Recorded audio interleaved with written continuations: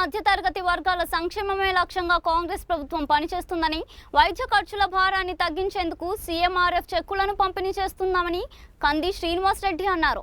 Adilabad camp కార్యాలయంలో చెక్కులను అందజేస్తూ వైద్య సాయం కోసం దరఖాస్తు చేసుకునేందుకు ప్రత్యేక కౌంటర్ కూడా ఏర్పాటు చేశామన్నారు. ఈ రోజు ముఖ్యమంత్రి సహాయ నిధి ద్వారా అర్హులైనటువంటి పేదలు అప్లికేషన్ పెట్టుకున్నటువంటి పేదలకి ముఖ్యమంత్రి సహాయ నిధి చెక్కులు అందజేయడం చాలా సంతోషంగా ఉన్నది.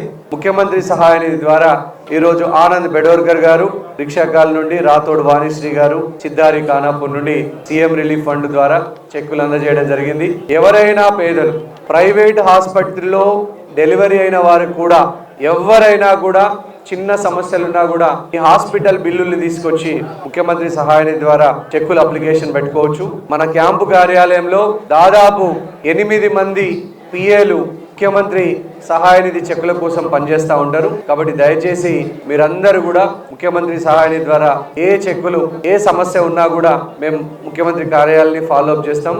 మీరు దయచేసి ఖచ్చితంగా సహాయాన్ని వాడుకోవాలని విజ్ఞప్తి చేస్తా ఉన్నాం.